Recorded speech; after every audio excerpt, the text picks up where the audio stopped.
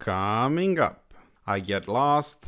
Please let me get out. Oh, did I end up in a castle now? Satisfying before-after shots.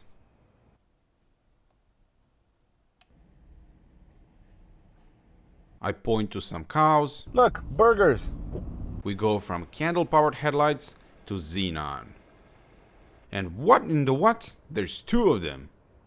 Bienvenido to the fourth installment of Project Cologne. The touring is coming along nicely and I'm continuing to make it pretty and comfortable for everyday use. We are push starting with the interior, which is disgusting.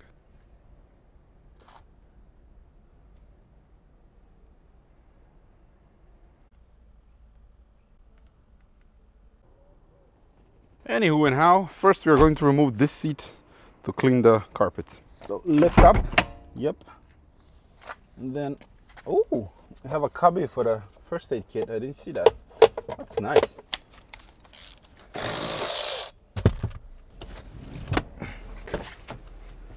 Oh my.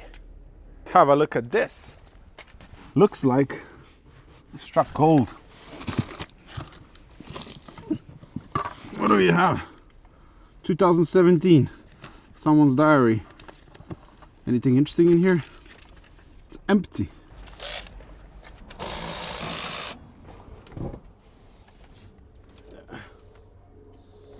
Ooh, I found €1. Already getting my money back with this car. All right, now I'm gonna disconnect the battery. Previous owner of this car was a proper slob. There's junk everywhere in this car. That's the cable disconnected. And now the seat can come out. Come on. Why did I open that door? So this is all of the garbage that was underneath the seat.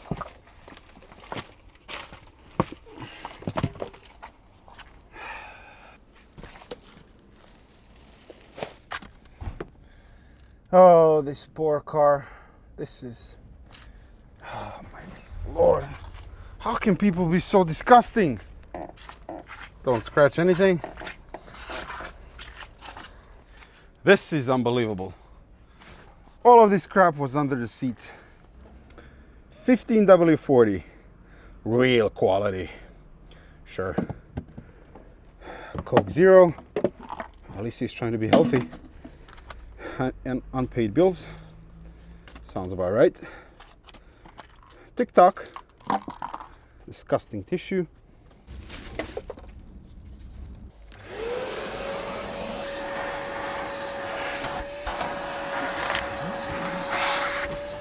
What the hell?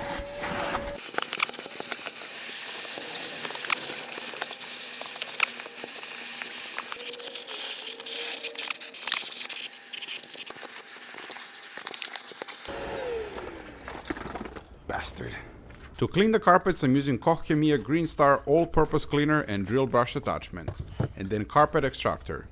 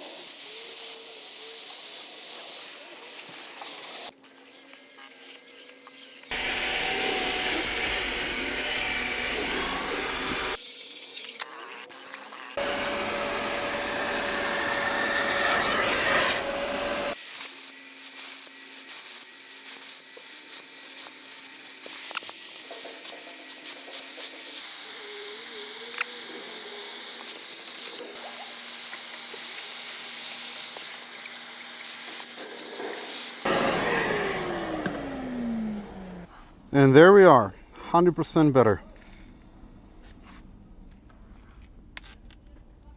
Unfortunately, the previous bastard was a smoker, so he managed to ruin the carpet on a few spots. But I think for the most part, floor mats will cover that, so it is what it is.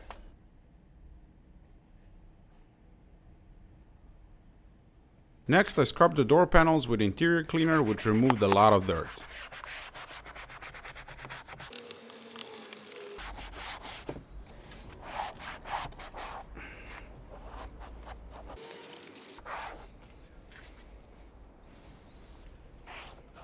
then followed up with cockpit care that protects the surface and leaves a nice matte finish.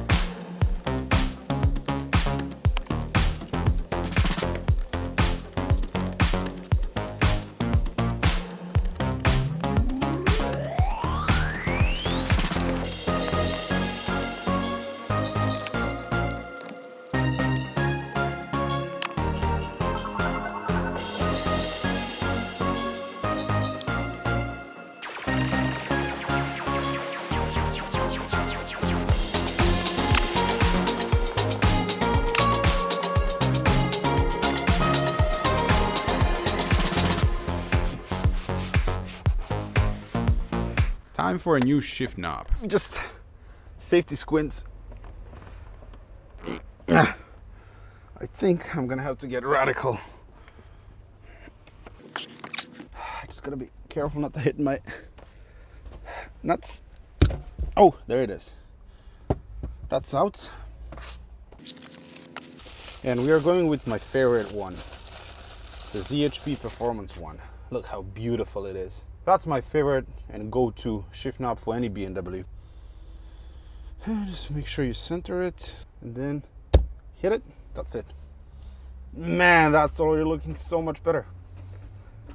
Oof, beautiful. And next is the cup holders. This thing has this cubby hole, which is nice, but I need a place to put coffee. So here we have original BMW cup holder in gray. And something's not right. It would appear I'm missing something here. I think it's the thing or a cubby for the coins. Damn it. All right, well, for now I can chuck this in and then later I can purchase whatever's missing here. Is there a side? Yeah, that's, there it goes. Perfect. Time to reward myself with corny. Not to be mistaken with horny.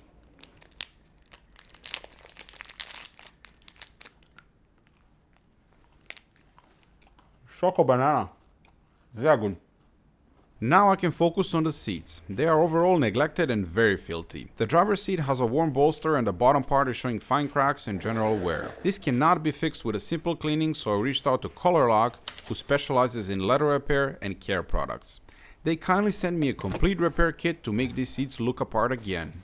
So this is the color palette. So das ist everything. Let's get cracking.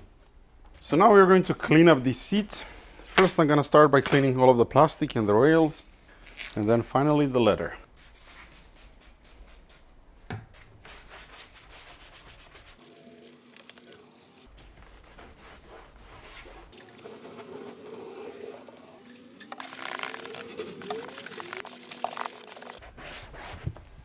First thing to do is to vacuum it.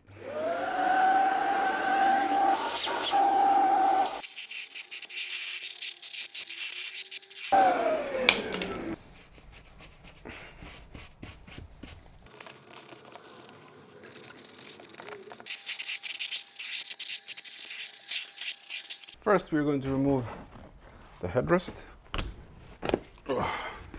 So we're going to use a brush and Color Lock leather cleaner, the strong one, and microfiber towel.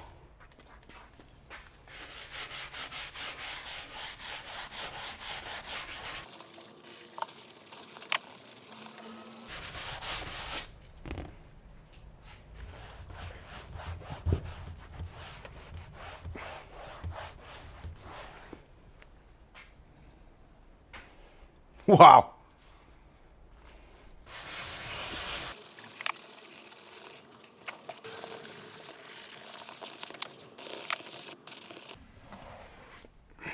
Sweet baby Jesus, this is bad.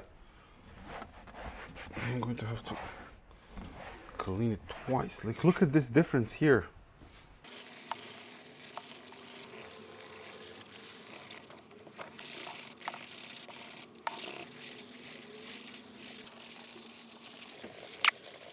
That's the whole seat clean. Now I'm gonna let it dry, basically, and then apply protection.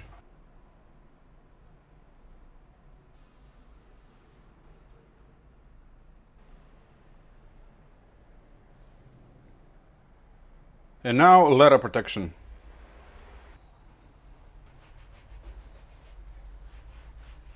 The thing I like about this is it's not shiny. It provides protection, but it's not one of those products that leaves shiny finish. It's still matte, which for me is probably the most crucial part, because I hate when the seat is looking glossy. It takes a little bit to soak in, and when it does, the seat is looking matte and it's protected as well. Just look at the difference. I don't think I need to tell you which one is clean and which one isn't. They're not even the same color anymore. I repeated the same cleaning process on the driver's seat. I removed the headrest and sent it to color lock so they can mix and match the dye based on it. That way the color will match and I don't have to re-dye the whole seat. They also have the whole palette of factory colors for BMW and other brands, and the dye can be ordered by the code as well. Now I'm going to attempt first to fix this. If that goes well, I'm probably going to do this bottom part as well. This here, for example, this section, because there's a crack here. This is pretty worn. That's not looking very great either. And then this here as well. They also sent me liquid leather to fill in all of these cracks. So first step is to clean all of this, sand it, and fill it with liquid leather. Let it sit for a couple hours to dry, and then I can re-dye the bolster. So let's go.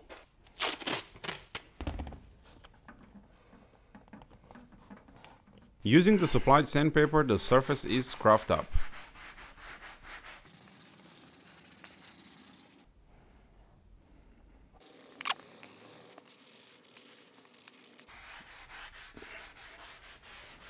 Okay, cleaner.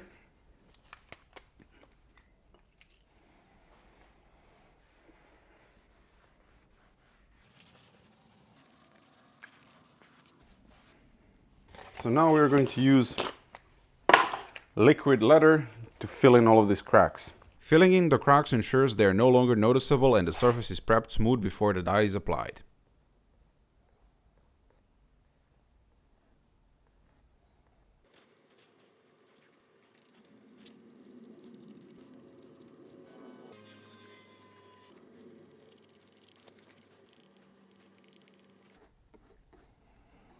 Okay, I think that's about it. Now I just gotta let it dry.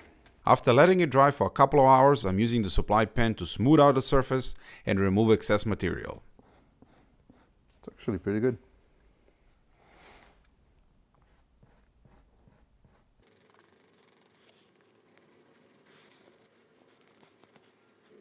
So the next step is to re-dye this bolster. Here's the dye.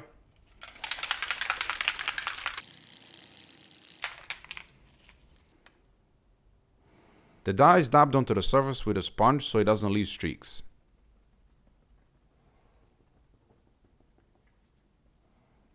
Then heated and dried.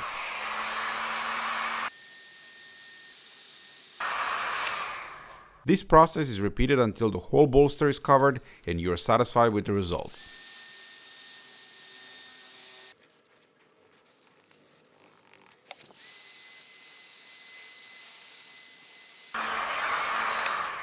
Okay, so I am going to have to do the whole bolster.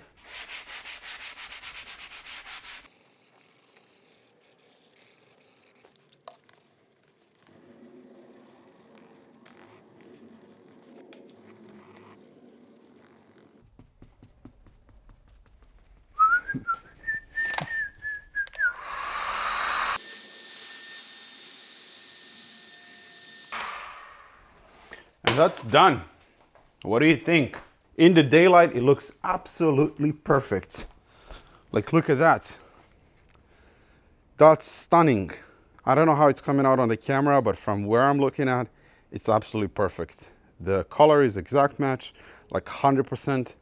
And when you put this in the car, you won't be able to tell that it was repaired at all. Even when you come up close, it's still looking great and most people won't even notice this leather was repaired. I'm really thrilled.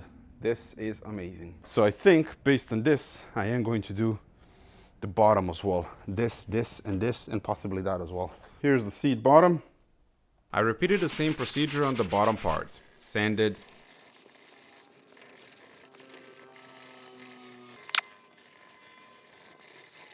cleaned, filled in the cracks, which took most of the time,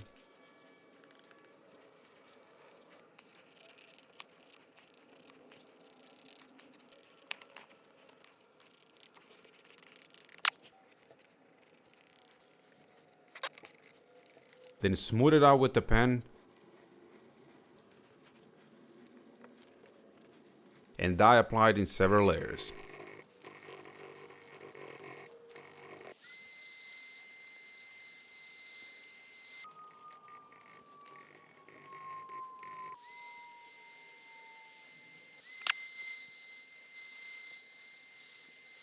The results are just amazing. I am really blown away by this. What do you think of this, huh? Isn't that perfect? It's looking absolutely lovely. So this, and this was re-dyed. This is original color, this as well, and the side bolster was re-dyed. But look how good it turned out. I filled in all of the cracks. If you remember, there was a big crack here. You can still kind of see it, but a lot less. Here there were a ton of cracks as well, so that's all taken care of. It's just looking phenomenal. It's been nearly 24 hours. So we are going to apply sealer. That's this thing. That's the stuff that's going to protect the finish. It's recommended to reapply it every 2-3 months. So basically when you clean the car, reapply this and the finish should last a very long time. This is my first time redying the leather. All I did was follow the instructions and just look at the results. This kit is phenomenal value for money and I can only highly recommend it to everyone, regardless if you want to fix up car seats or furniture. Worn leather can really break the whole interior, so doing this is definitely worthwhile. One mint looking seat. Worn out armrest received the same treatment. I actually practiced on it first. I also vacuumed under the rear seat and cleaned and treated the rear seats too. Since this was a smoker's car and I wanted to generally purify the smell of the interior, I used an ozone generator inside. Alright, so now I need to do something about this. This has that rubber coating finish thingy, and as you can see, it's just scratched to hell. I gotta see how to remove that. So I was trying with plastic scraper and it was going pretty well, actually. I'm gonna start with that, because this shouldn't scratch the plastic. And also Goo Gone.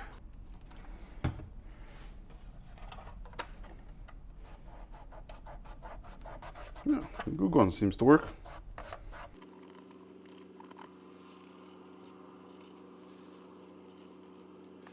That is a big improvement, don't you agree? And all I did is use a scraper to remove this rubber coating or plastidip or whatever it is. It comes from the factory like that. And then just Goo Gone, and then just interior cleaner, and then plastic coating or whatever that leaves nice matte finish. So it's looking a million times better. You can still see some markings on the different angles from like scratches, but it looks a million times better. And I don't need to replace it because the new one is about 60 euros, and why waste money? Lovely. And the final piece of the puzzle, brand new floor mats. These are from German eBay and they are of phenomenal quality. Basically OEM, velour. So they come with clips and everything. Really easy to mount because they have these clips instead of those stupid Velcro thingies on the back. So let's go chuck this in really quickly. Honestly, for the price, you can't beat these. These were like 35 euros and the fitment is perfect as well as the finish. Here's the part that I was missing, the coin holder. And then that one goes in. Beautiful. And there we go. We have functional cup holders. Next up was to clean up the engine bay. To do this, I'm using a steamer, Koch Chemie all-purpose cleaner, sprayable water, brushes, 3 million towels, and air compressor to blow stuff out.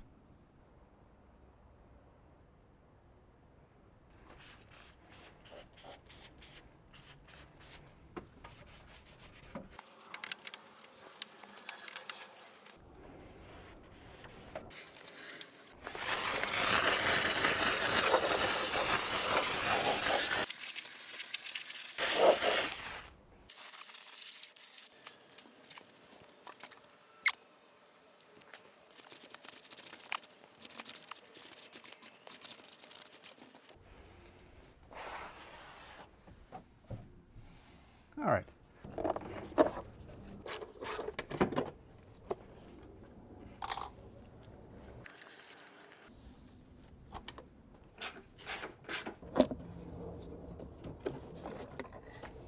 So now we have plenty of space to work with.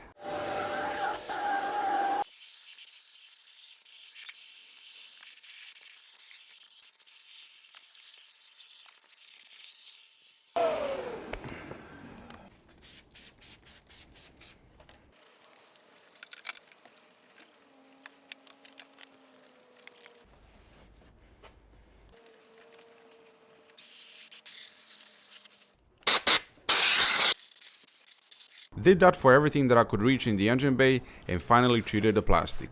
The 303 didn't last very long, but I'm trying some other stuff on which I'll report later. And here are the much satisfying before-after shots.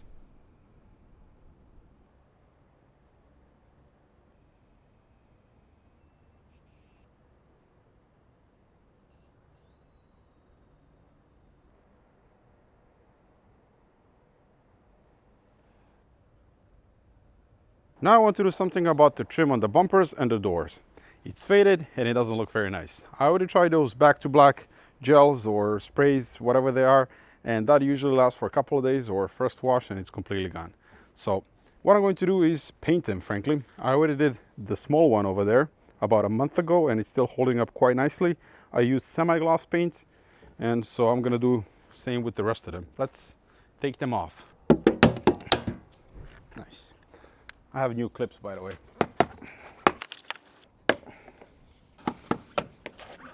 Full of mud.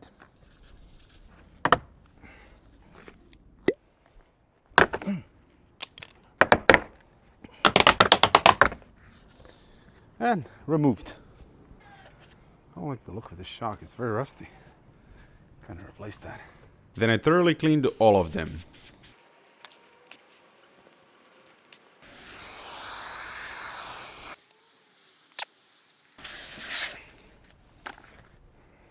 All right, so I'm going to paint prep it with alcohol, and then I'm going to paint it with this semi-gloss black paint. As far as I can understand, it doesn't need clear coat after, so I'm just gonna spray this and see how it holds up.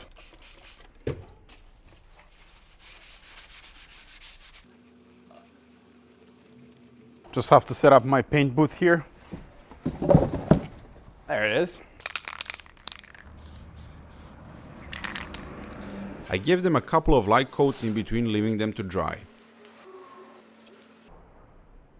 So you can see how big of a difference it is. And this is really simple to do and cheap. This is going to make a lot of difference for the appearance of the car.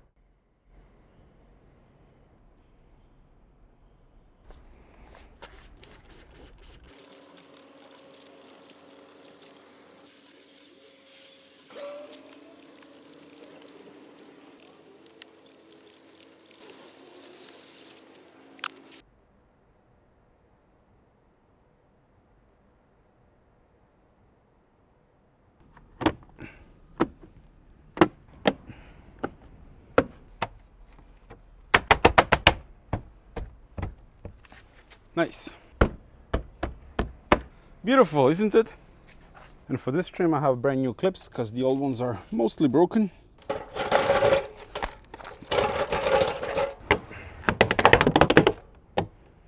So that's the secret. First the clips gotta go in and then this thing. Ahora we are going to upgrade the headlights with Xenon projectors. And before you start telling me how this is not allowed, the retrofit will be fully done with headlight washers and self-leveling system, as they are mandatory with Xenon projectors in Europe. This lovely package here was sent out to me by Retrofit Lab from Netherlands. They sent me a complete kit, everything that's needed to convert those headlights to Xenon. I already used them on my E38 build and those projectors are pretty good. I'm very happy with those headlights, so I'm very excited about this as well. The goodies. This kit is sporting their newest Ultimo projectors, which give a very powerful light output. The big advantage of this kit is that everything is plug and play and makes for one simple DIY. So first thing we're going to do is mark the position of the current headlights so I can adjust it according to that. Yep. Something like that. All right, let's remove some headlights.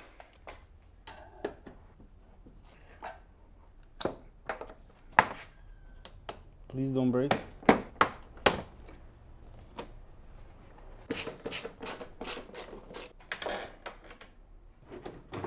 There it is. It's one headlight out. We'll do a spot of cleaning a bit later. First, we are going to clean.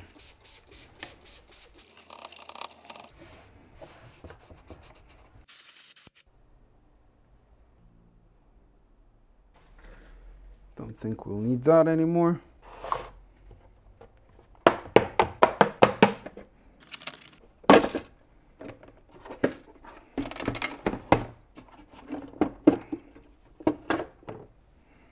So now I need to remove this metal thingy inside, knock it out with a hammer or something. So let's see how that goes. Ah, see, didn't even need to use the hammer. Just bent the tabs. So now I need to drill a hole there. Good. Now I need a little bit bigger than this. There's the tiny hole. The adapter. And the soft rubber. There it is. So that goes there. The wires for the bi-xenon function go through the hole we just drilled. So now the adapter.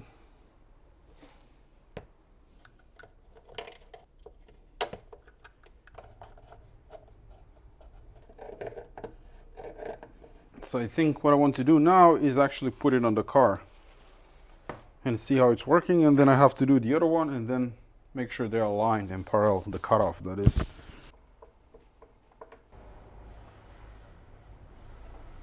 This one plugs here, that one plugs there. So let's give this a whirl.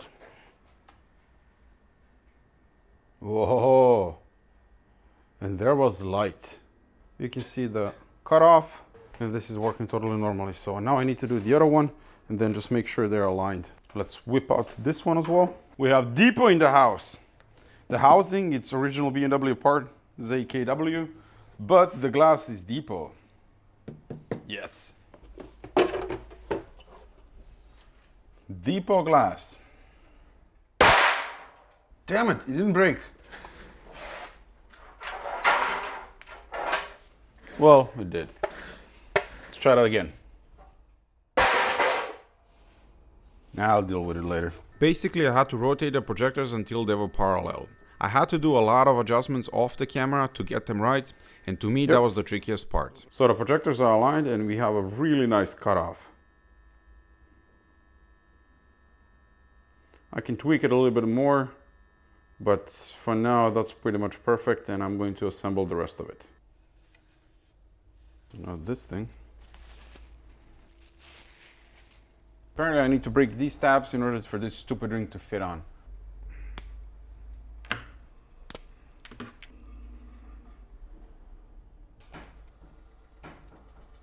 So this can now go in. So now I have a new OEM glass or headlight cover, because it's not glass, it's made of plastic.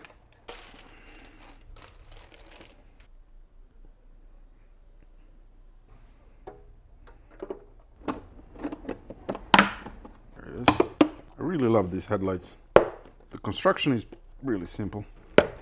Damn it, there's a small particle of dust there. How did that get in? All right, let's remove it again. Remove that, remove that, remove that. Don't want to see any dust here. It's fully in. You can see AL mark over there. That's the OEM manufacturer for BMW headlights. Headlight manufacturer in general, not just for BMW. Let's do some quick cleaning. Okay, so now I need to figure out a location where I want to put the ballast. And to be honest, I don't want to put it here where you can see it. I want to hide it. So I think I'm going to drill a hole there.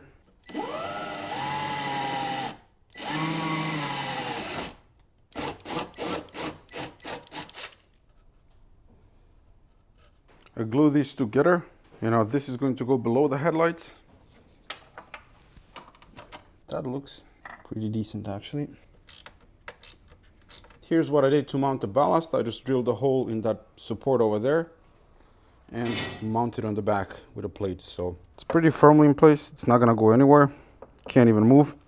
And there shouldn't be any water here because this is right in front of the bumper. So, and if any water comes through here, it's just gonna go directly down. So pretty neat. So it's hidden underneath the headlight, which I really like. Okay, so the headlight is going in. And I've also put ceramic coating on these turn signals as well. Okay.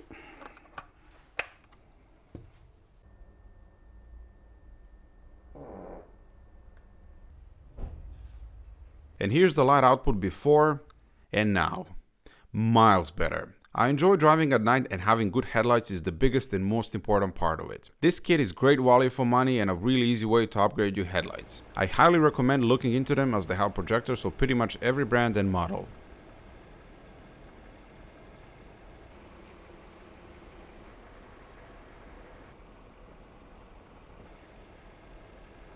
I went ahead and bought headlight washers for 300 euros, which is kind of pricey, but then again, a whole car is attached to them. Yes. This here is a 2001 facelift E46 318i with tiny but blown up engine. I bought this whole car for 300 euros. So I was looking for headlight washers for a while, and because I needed the whole system, I just couldn't find it anywhere. And the only one that I found was pretty far away. It was 150 euros and it was incomplete. And then this car popped up for sale for 800 euros. I asked the guy if I can just buy the headlight washers. He said, no, I want to sell the whole car. How much do you want to offer? I said 300. He said, okay. So here we are. And the best part is it has original AL Xenon headlights. Only these bad boys are worth about 300 euros used. Of course, headlight washers.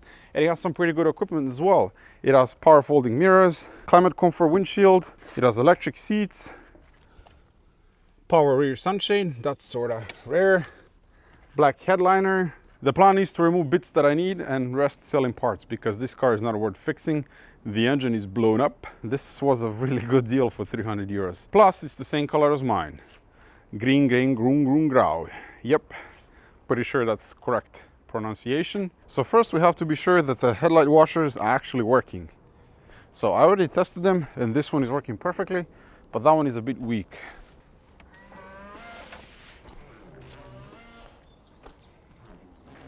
See, that one is working wonderfully. That one, not so much.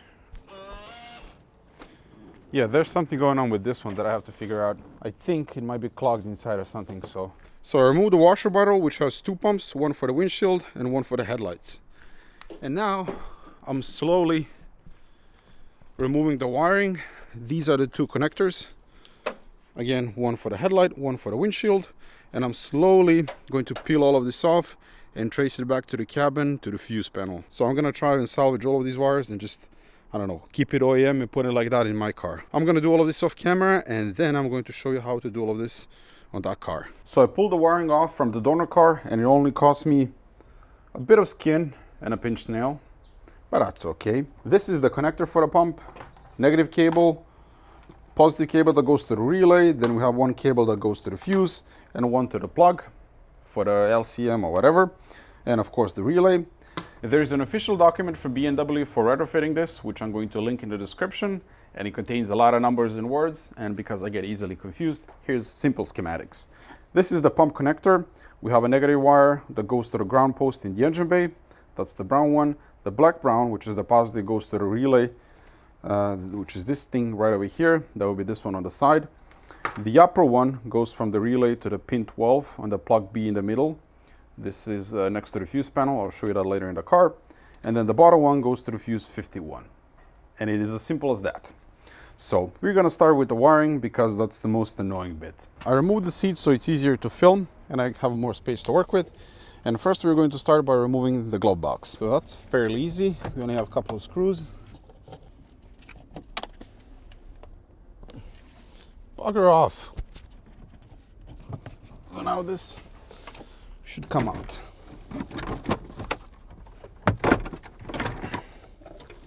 Like that. What now? Now it's time to start to panic.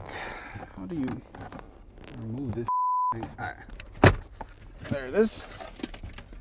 Unplug the light. Throw it into dumpster. So this here goes to the engine bay through the firewall. So we are going to poke a hole here and run wiring here, and then the relay is going to go here next to this one above. The middle connector is this one here, and then the fuse panel is here, and the 51 is there. I'm going to do that last because that's the trickiest bit, because I have to separate both fuse strips. And let's go to the engine bay. So in the engine bay, this is the main wiring harness here, and then there are these penises, I guess. Anyway, we're going to poke a hole here and run the wiring through it. So let's use this one. Poke a hole. I think that'll do. Black brown wire, and feed it through the hole. And here's our wire. Now I cut this off because it was a lot easier to remove it like that from the car than to damage the connector by pulling through all of the harnesses. So now I'm just gonna solder this wire really quickly. Like that. Where's my shrink tubey thingy? Yep, here it is. Twist the wires. Flux. To make it a bit easier.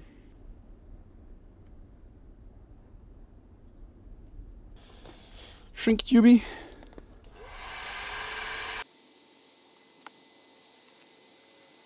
Excellent. Plug in the relay. Let's plug in the relay here. Like that. And these two can go there. So now we're going to connect this one to the middle plug here. Oh, I don't know if I mentioned, but the battery is completely disconnected for this. There you go. Okay, so now you need to remove this pin connector from the slot. Fairly easy. Just push the pins and it comes out. See where it says 12? We have to connect the pin there. Nice. Clicked into place. Now I can put the, make sure it clicks as well. Plug it back in like that. And now gotta make this a bit prettier. The next is the wire that goes through fuse. The fuse panel. Hello. So here's the fuses. It says Scheinwerferreinigung 51. Whatever. The easiest thing here to do is to drop this a little bit down. So the fuse 51 is here. So you can see that it already has wire here. So we need to bring our connector here. That's the one unhooked. All right. So that dropped down. Remove that. Remove this. So because we're going to be taking apart these fuse strips, take a picture, because it is possible that some of these fuses drop out. There are 3 Ninja Star T20 screws holding the strip. Das ist 1, 2 and 3. Okay, so this I need to pull out, separate these. All right, this one that you can remove. I need to see if I can get to the back of it without disassembling all of this, because these two also separate, and when you separate them, all of these fuses are gonna drop out. Yeah, see, this is the tricky bit. Am I at least in the right direction? Oh, my back. Oh, this hurts. This is great for your back.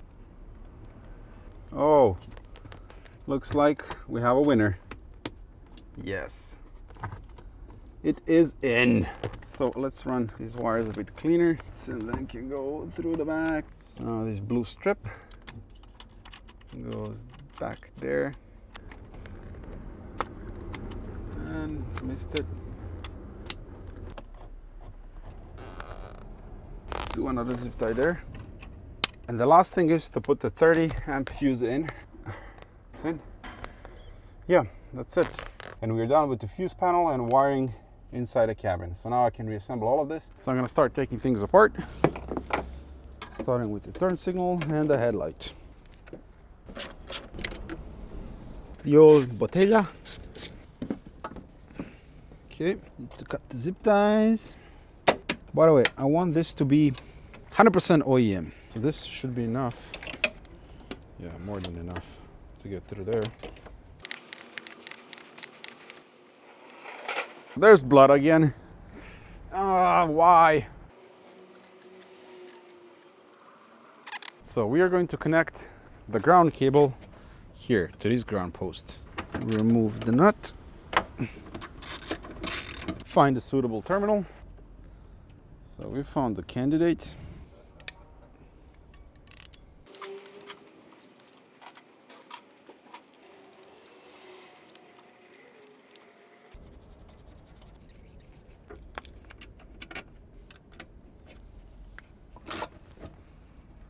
So that's the ground done.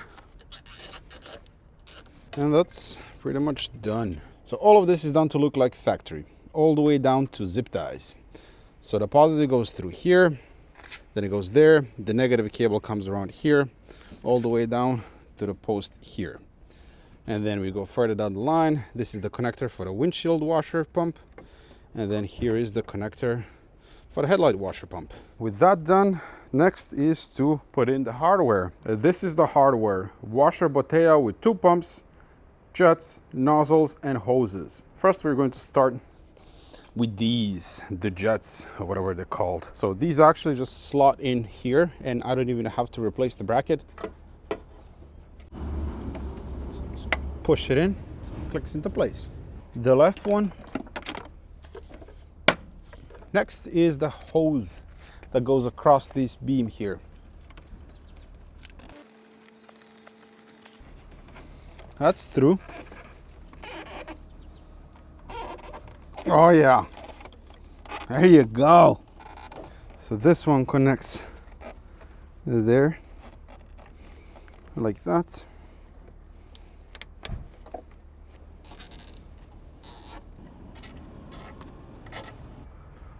That's zip tying done. So now I need to connect the hose. And now the most satisfying part, connecting the connector for the headlight washer pump. That's it. Mustn't forget to add the liquor. Now it's time to do a bit of coating. So I could remove the LCM module from the donor car and put it in this one, and that will be it. But just to make it more fun, I'm going to try and coat the one that's already in the car first. So let's try this. I don't know on top of my head where I need to go, but let's start with Kodierung, or coating.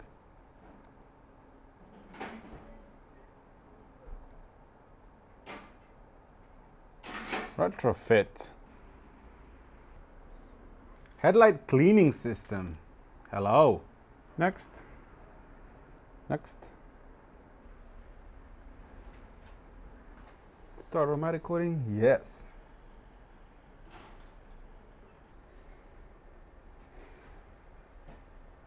Vehicle order has been changed. New central level. Blah blah blah.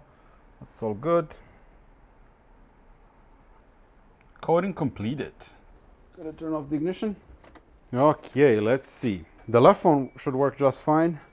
The right one is the problem. The lights are on. Let's see what happens when I pull the lever. Oh yes! It sprayed everywhere, but it's working. Oh, even this one is working now. And now I have utterly useless headlight washers, which, as you can see, washes your whole hood as well. Let me be perfectly clear. If I didn't have to do this to satisfy German Polizei and TÜV and blah blah blah, I would never do this, because these headlight washers, I don't like them. Every time you wash the car and then these activate, the whole car is a mess again. So I don't like them. They are completely useless, and most of the time won't clean the headlights at all. Whoa!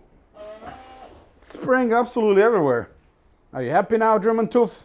So the next thing that I need to get is these nozzles. As you can see, they're spraying absolutely everywhere because they're broken.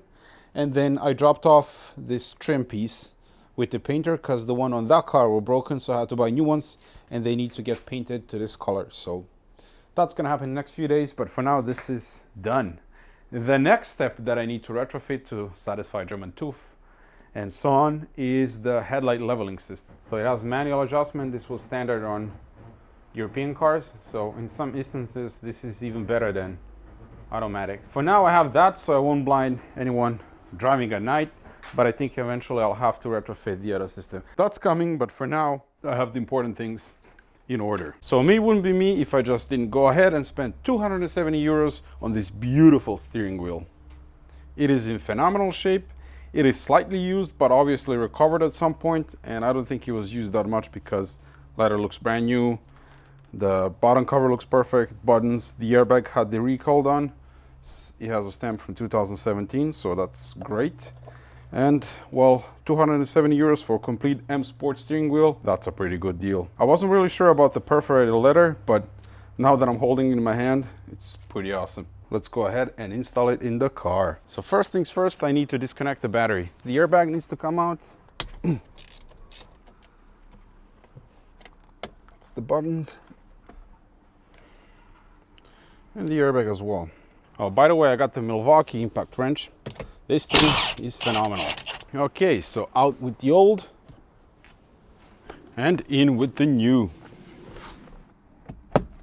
Molto bene. Come on, let go of my socket. That's because I'm using incorrect sockets for the impact wrench. Just tight, doesn't need to be crazy tight. Just push it in. Isn't it beautiful? This here is by far my favorite steering wheel that BMW has ever made. The license plates finally arrived. It took 2 weeks, and because of the corona and pandemic, whatever, the German authorities, the office, all of that stuff is overwhelmed, let's say that. So everything takes forever. Usually you can get new license plates and register the car in 1 day, but with current situation, it's taking 2 weeks for whatever reason. So let's put it on the car and go for a drive.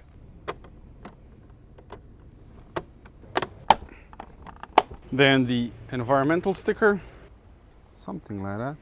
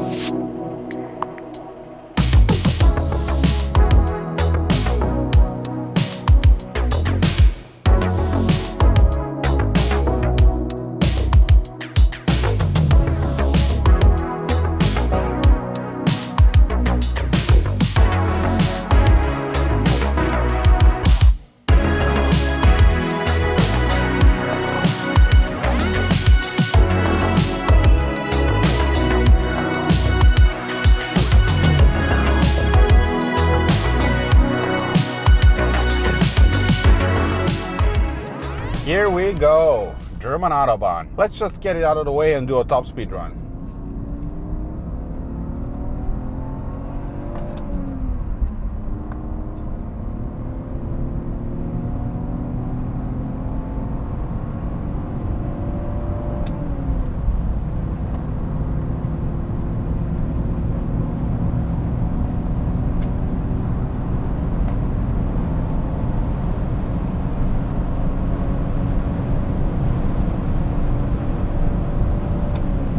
Fifth and final gear.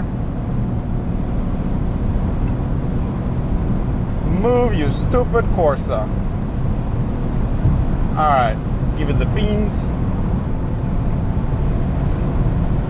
And he won't move. Bravo. And that's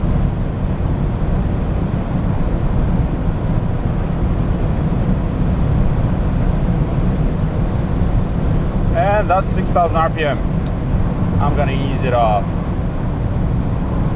That's about as fast as it'll go. All right, I covered about 1,500 kilometers with the car, and here's the sit rep. The car drives brilliant and hasn't given me any issues at all. Oil consumption was present as with any M54 engine, and in the first 500 kilometers it used around 300-400 milliliters of oil, which isn't that good. So that prompted me to do the O2 pilot mode, and since then it didn't use any oil at all. The fuel consumption in those first 500 kilometers was 9.6 liters, and since doing the O2 pilot mode, that went up to 10.6 liters. Not sure what's going on there yet, but still rather good compared to my other cars, and given that I drive it 160-170 kilometers power on the Autobahn combined with city driving. Hitting the apex. I really do miss the 6th gear. At 170 kilometers per hour, it sits at 4,500 RPMs, which isn't exactly relaxed cruising, but I'll learn to live with it. Oh, this is a great piece of road. There's a lot of wind and road noise coming through the cabin at higher speeds compared to my E38 and E39, so that's something that I'll have to get used to. That being said, the rear wheel bearings are completely kaput and generating quite a lot of noise, so that's something that I'll have to address soon. The seats, although they look great now, they are plain uncomfortable and provide zero support. I am a reasonably tall human and my thighs are dangling here like two Bradfords because there's no thigh support. And in the corners, I'm just sliding about because there's no support from these bolsters. To address that, I actually bought individual Napa leather sports seats that I'll be installing in the next episode and making this interior two-tone. Steering wheel, I absolutely love it. I really do. It's my favorite BMW steering wheel, but I think I rambled enough about that. Now, the overall ride quality.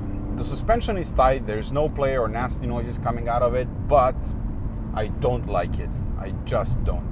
The ride is very firm and I can feel every single imperfection when going on bumpy and uneven road, and most of the time I'm just driving like this, which is something that I really hate. The shocks are probably at the end of their life, and going over holes and bumps in the road is just crashing and overall very firm, which is unpleasant. I like to be comfortable before anything else, so I'll be upgrading the suspension with Koni Special Active shocks in the very near future, so I'll talk about that more then. I actually already placed an order. They're coming middle of November, something like that.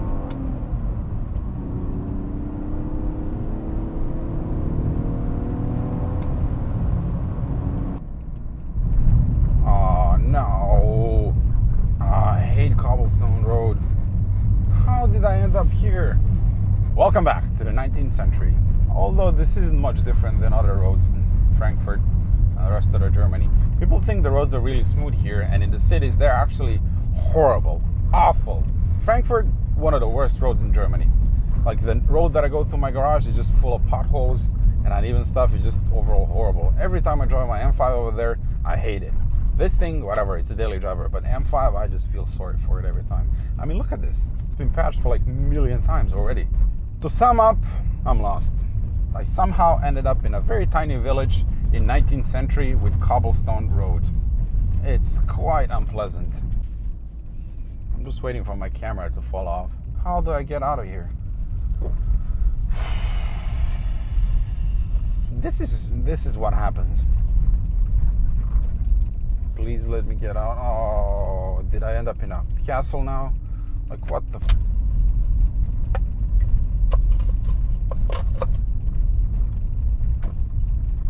Oh, yes, it's ended. Look, burgers. I mean cows.